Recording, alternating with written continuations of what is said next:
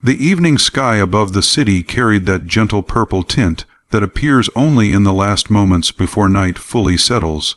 Streetlights flickered on one by one, shops rolled down their shutters, and the air buzzed with the mixed scent of roasted corn and passing traffic. In the middle of all of this, Liam Parker hurried down the street, his jacket half dipped, a backpack slung over one shoulder, and a faint smear of flour on his wrist from the bakery he had rushed out of. His 8-year-old daughter, Emily, bounced beside him like a tiny, impatient shadow. She was small, with sparkly brown eyes and a permanent air of curiosity, the kind of child who could stand in the same spot for an hour and still find something new to ask about. "Dad, are you nervous?" she asked, tugging at his sleeve. "Me? Nervous?" Liam tried to sound calm even though his heartbeat was thudding just a bit faster than normal. "I'm only meeting someone for dinner. It's not a big deal." Emily grinned knowingly, the way children do when they feel they have figured out a universal truth. "Then why did you look in the mirror 5 times before leaving the bakery?" "That's called being presentable," he said. "That's called being nervous," she corrected. Her confidence made him laugh despite the anxiety tightening inside his stomach. It had been 5 years since his wife passed away, 5 years of raising Emily alone, working double shifts, juggling loss with responsibility, and convincing himself day after day that everything was fine even when it wasn't. But tonight was different, because after years of avoiding the idea, Liam had agreed to a blind date. His coworker, whose constant matchmaking attempts he usually avoided with expert skill, had finally convinced him with a single line, "You deserve to talk to someone who isn't a customer, a coworker, or an 8-year-old who steals your muffins," so he said yes. The date would take place at a small cafe just 2 blocks away, a place known for its soft lighting, warm atmosphere, and reasonably priced meals. "Are you sure you'll be okay at Mrs. Patel's place?" he asked as they reached the front of a cozy apartment building. Emily nodded. She said we can make cupcakes, and I can play with her cat, and she promised she won't ask you weird questions again.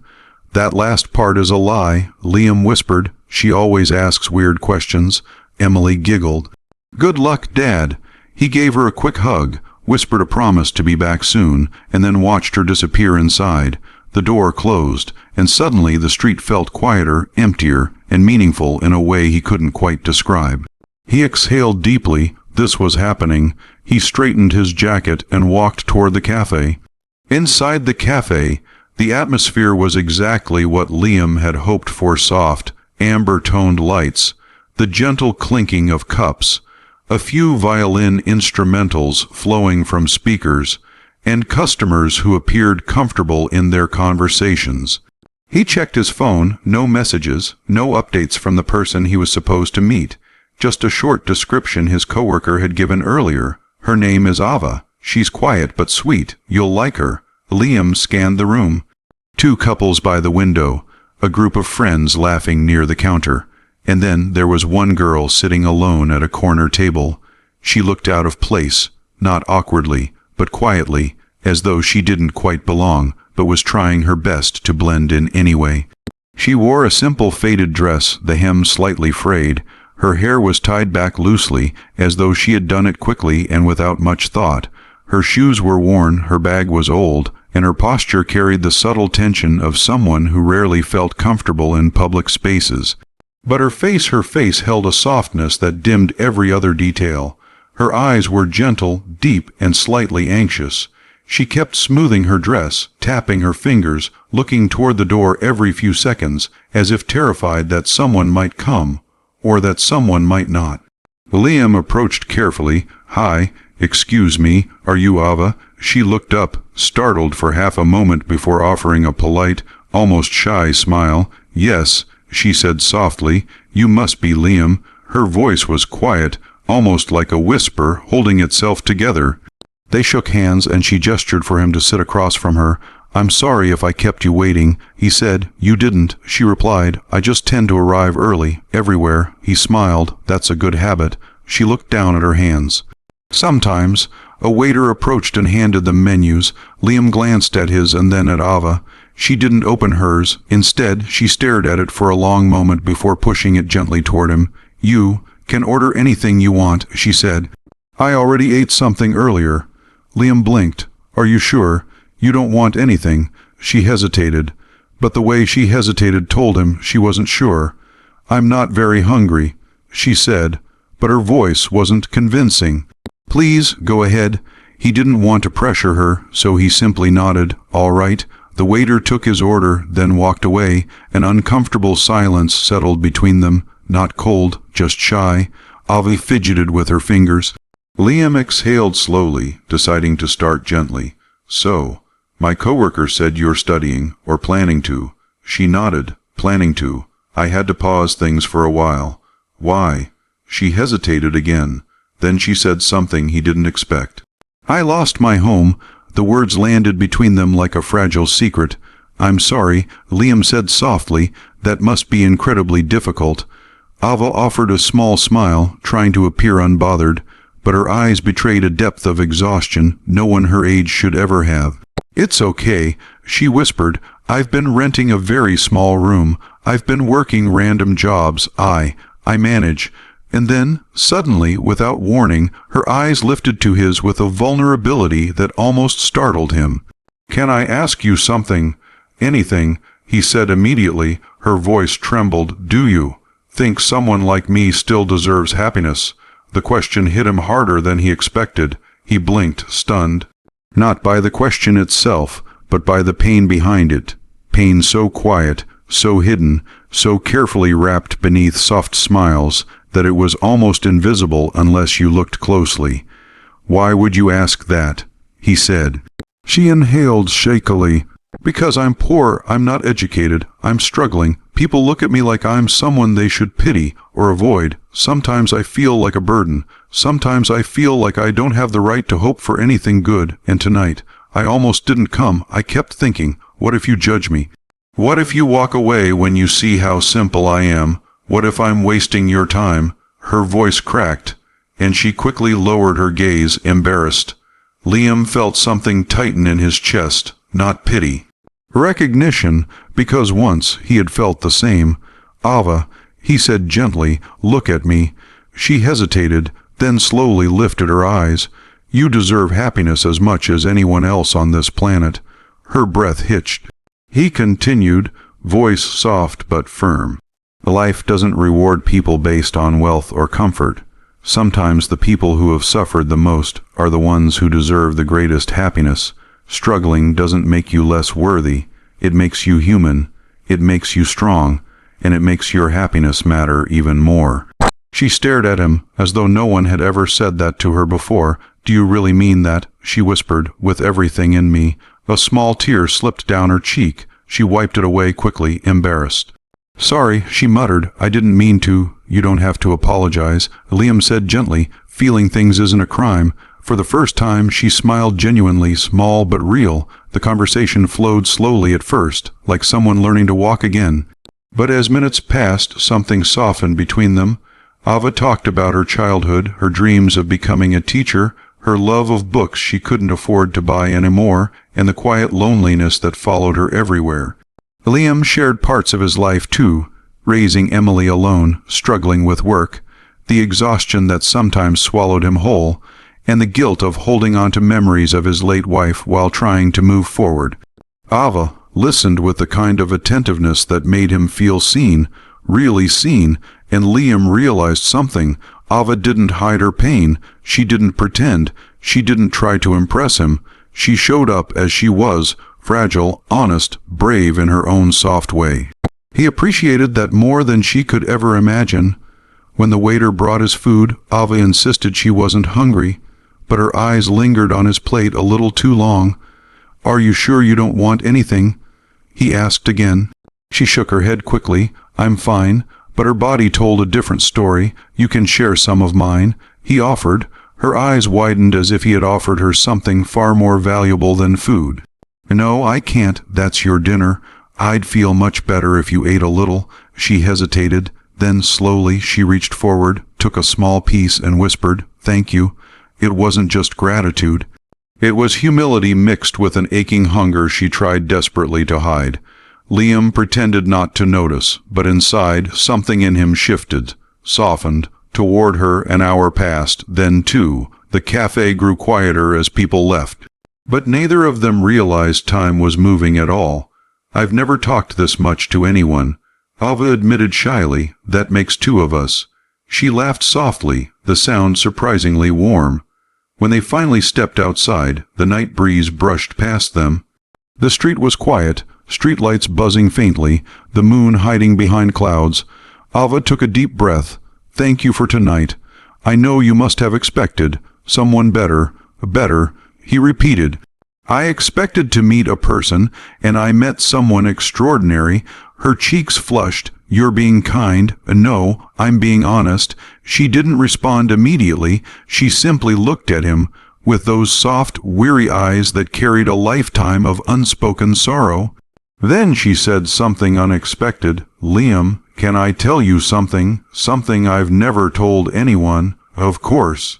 "I used to believe happiness was something people earned, and I believed I hadn't earned it. Not after everything that's happened. Not after losing everything. Not after feeling like a disappointment to everyone. I lost my faith in myself, completely." He didn't interrupt. "I told myself I didn't deserve love or comfort, or even a nice evening with someone good." Her voice trembled again, "But tonight, I felt something I haven't felt in years."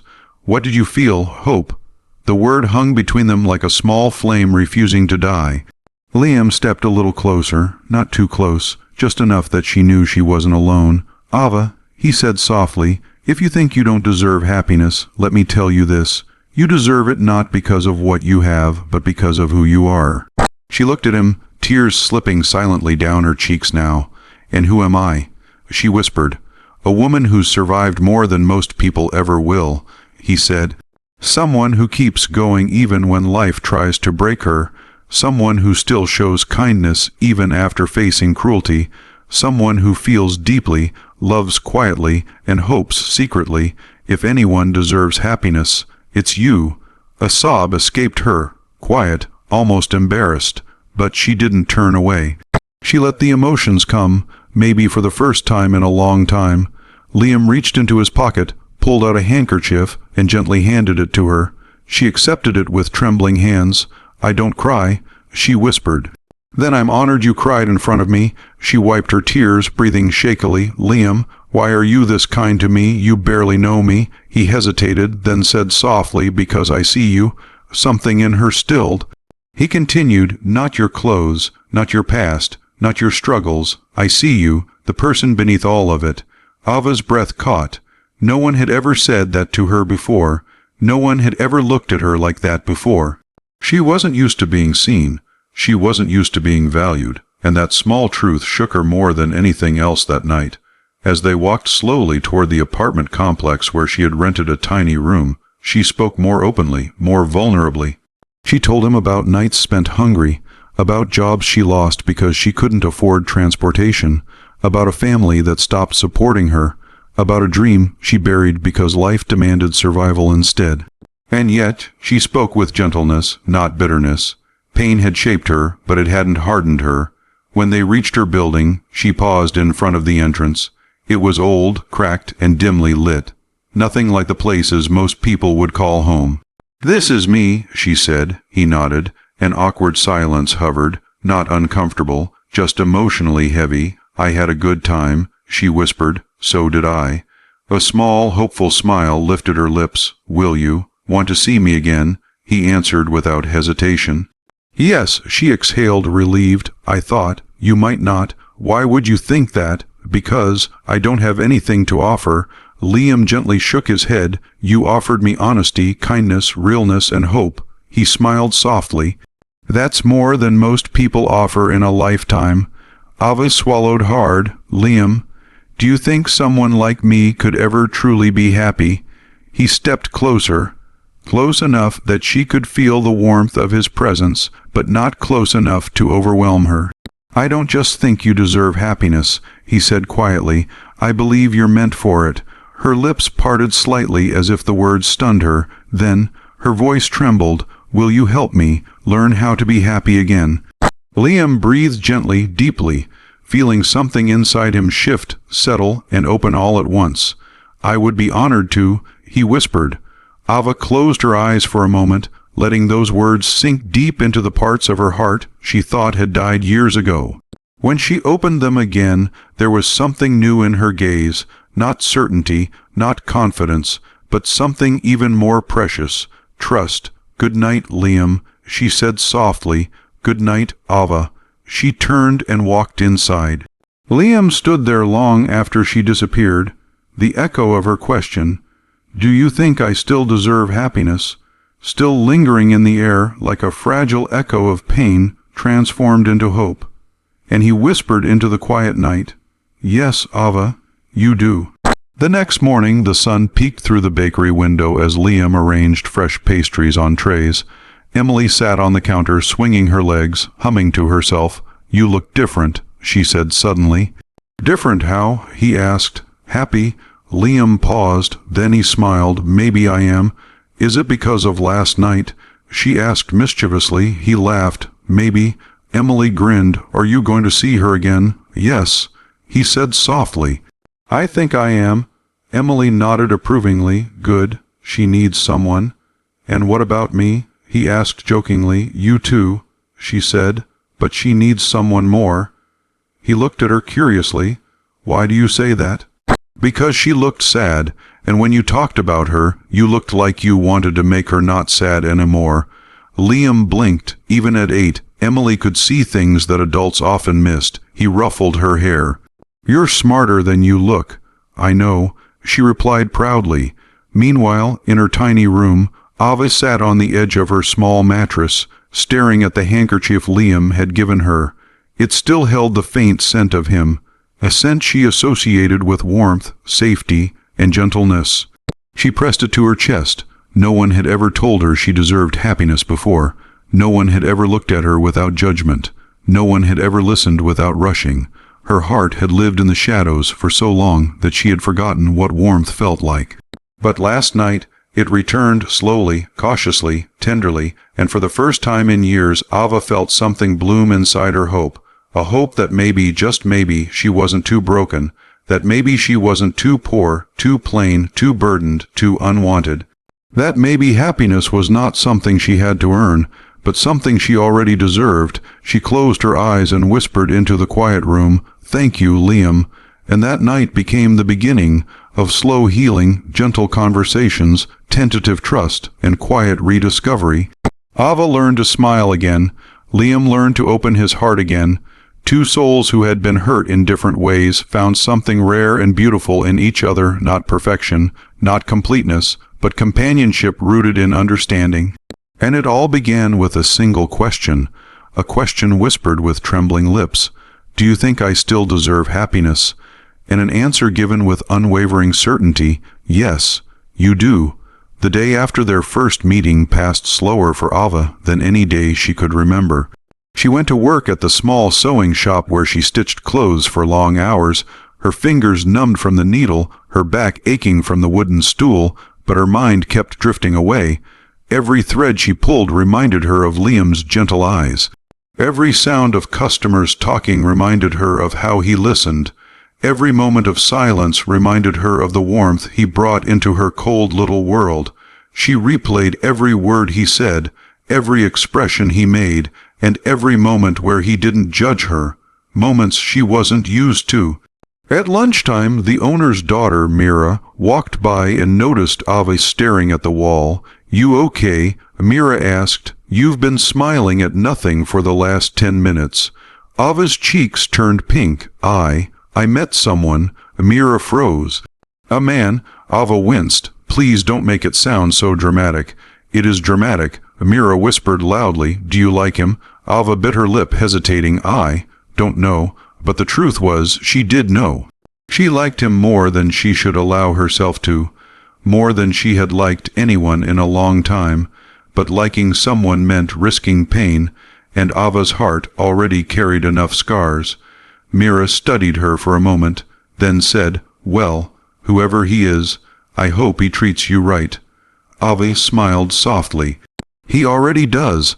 That evening, after the shop closed, Ava walked home slowly, her steps light but her mind racing. She wondered if Liam would text. She wondered if he even wanted to. Maybe he was busy. Maybe he had changed his mind. Maybe she wasn't the kind of woman a man like him would stay interested in. Her insecurities whispered louder the closer she got to her building. Why would he want you? He has a daughter. He has a stable life. You're just a burden. She tried to shake the thoughts away, but they clung to her like thorns. When she finally reached the entrance of her building, she froze.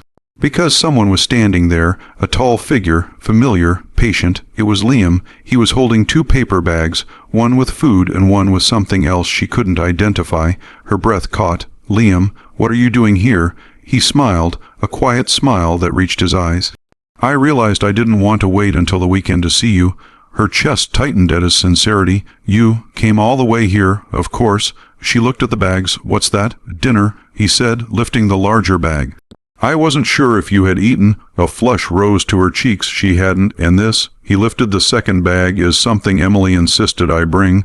Ava blinked. Emily, your daughter, he nodded. She wanted to give you cupcakes we made last night. Ava's heart softened instantly. She made cupcakes for me. Well, I think she mainly wanted an excuse to see you again. Ava didn't know whether to laugh or cry. Can I come up? He asked gently. Only if you're comfortable. She hesitated. Her room was small, embarrassingly simple, barely furnished. She didn't want him to see how little she had, but then she saw the sincerity in his eyes. No judgment, no pity, just a quiet desire to spend time with her. She nodded. Yes, please. Her room was small, so small that Liam could see every corner without moving. A mattress on the floor, a small metal fan, a cracked window, a shelf with 3 books, and a chair missing a screw. But it was clean, organized, and somehow radiated her gentle presence. I'm sorry, she blurted, nerves rushing in. It's very small. I know it's nothing like Ava. He interrupted, stepping inside cautiously. It's perfect. She blinked, startled. Perfect? It feels like you, he said simply. She didn't know how to respond to that. He set the food on her small table, then took out the cupcakes. They were imperfectly decorated, one slightly tilted, another 2 frosted. Ava smiled. These are adorable. Emily said the pink ones are your favorite color. Ava froze. How did she know my favorite color? I might have told her. Liam said sheepishly. Ava laughed quietly. That's sweet. They sat cross-legged on the floor, sharing the food, talking softly. For a moment, Ava felt like the room grew warm, not because of the food, but because of the person sitting in front of her. You didn't have to do this, she whispered. I wanted to. Liam replied, I want to be here with you. Her heart trembled. She had never had someone choose her before, not like this, not with sincerity, patience, and no expectations. Liam, she whispered, unsure how to begin. Yes, why do you care about me? He looked at her, really looked, before answering. Because you make me feel something I haven't felt in years, he admitted. You make me feel peaceful. Her breath shook. Peaceful? Yes, like I don't have to pretend, like I can be myself. Ava swallowed hard. I feel that too, when I'm with you. He smiled gently. Then let's not run from it. Silence settled around them, not heavy but intimate. Ava lowered her gaze. I'm scared, Liam. I know, he said softly, but I'm scared too. She lifted her eyes slowly. What are you scared of? Of losing someone again, he said quietly, of letting someone in, of trusting, of trying, and failing. Her lips parted in surprise. She never imagined a man like him, stable, kind, responsible, could have fears like hers, but, he continued, voice steady, I'm more scared of not trying. Ava's chest tightened. He reached out slowly, giving her enough time to pull away. She didn't. His hand touched hers, gentle, warm, safe. Ava inhaled sharply, her heart trembling at the contact. Liam, she whispered, voice breaking, I don't know if I'm good enough. You are, he said softly. You're more than enough. A tear slipped down her cheek. I don't know if I deserve someone like you. You don't get to decide what you deserve based on your past, he whispered. Let your heart decide it based on your future. Her tears fell freely now, not from sadness, but from release. From feeling valued, from being seen. Liam squeezed her hand gently. "May I ask you something?" She nodded. "Can I see you again tomorrow?" A soft laugh escaped her through the tears. "You want to see me again?" "Yes," he said. "Every day you'll let me."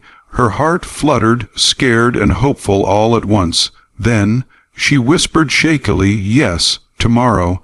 Liam's smile grew slow, warm, genuine. He leaned closer, not to kiss her, not to overwhelm her, but to rest his forehead lightly against hers.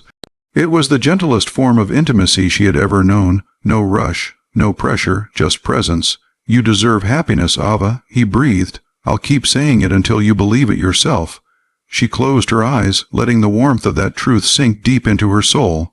"Then stay," she whispered, "just for a little while." He nodded softly. "I'm not going anywhere." And for the first time in years, Ava didn't feel alone. She felt chosen. She felt safe. She felt a new chapter opening. Slowly, tenderly, beautifully.